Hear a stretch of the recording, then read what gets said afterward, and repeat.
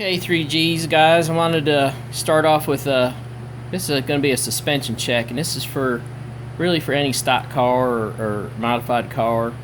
There's two or three places you want to check on this type of suspension. One of them could fail on you is this rear ball joint right here. And this rear ball joint, I brought the arm out to look at.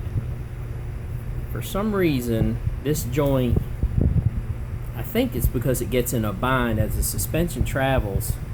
I believe that this joint gets into a bind, and then what happens is the ball inside here, and I've got one right here, it's like a ball and socket. I believe that this goes too far and it wears quick. Now on a box stock car, I've seen them wear out without a grease fitting. Now this one I put a grease fitting on, and this one's lasted me with a good boot. If your boot's not torn, your boot's not compromised, you could probably go about 7 years. But 2 years is about all you're going to get on this stock arm. And this is how this arm is sold, complete. 2 years before it wears. And then after that, you're playing with fire. This could fail, and it could come out. If you do some Google search pictures, you're going to see a lot of these cars, and the back wheel is going to be up into the fender. That joint just is absolutely failed. Something you want to check when you purchase a car. Most people don't know about it. It's not going to show up. You're not going to notice any handling problems with it. The only thing you might notice is on your tire. And what happened to me is why I figured it out years ago is the tire would break the belt, especially on the outside. You'd have a big hump right here, or the tire would have a wave in it, still would have good tread. And I learned from a guy that did alignments. He showed me that this ball joint wears out, and then that must affect the movement of the tire, especially under load. And yeah, I busted a bunch of belts on tires. I drove Sears crazy. I ruined 3 tires in about 2 years. They never did notice that joint was bad. I had to go to an alignment shop, and the guy knew exactly what he showed me. And what he did is he put a big pry bar under the tire and jacked up, and then you could see that this joint was bad. That's really the only way to know it. Like I said, you're not going to notice it handling. It's not going to wiggle on you going down the road.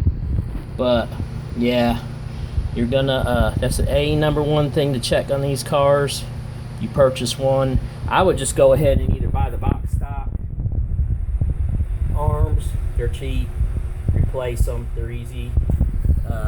You just hit right here, pop this off, 2 bolts back here, take it out. That's it.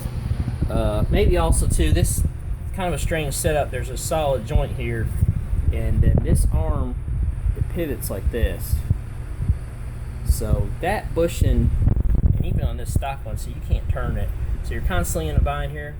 Guys up north, this bushing could wear out or rot, and then it shouldn't be loose. Like, see, I can't turn this one even though this one's old. I think mine in there is going bad. I can kind of tell this thing's sticking out, and there's a little bit of play. Yeah, you can see it. A little bit of play right there. Shouldn't be any play. But again, it binds. It's just pivoting right here. It doesn't really make sense. This would be a good spot for a spherical bearing or a bearing or some kind of float bushing. Instead, you just got a bind bushing right there. It doesn't make any sense. These are my Ingalls arms, by the way. They don't make them anymore. This squeaks like mad. It's poly. But this has been a great arm. Very solid. I got some nice negative camber in the back. I run about 2 degrees negative camber. I'll talk about that later. But anyway, okay. Yeah, it went over 2 minutes, but that's important. So check this ball joint, replace, don't let it go. Your tire's gonna come loose. It's gonna be up inside the car. You're gonna probably mess up in here, and you're gonna be busting on the side of the road. All right, thanks, bye.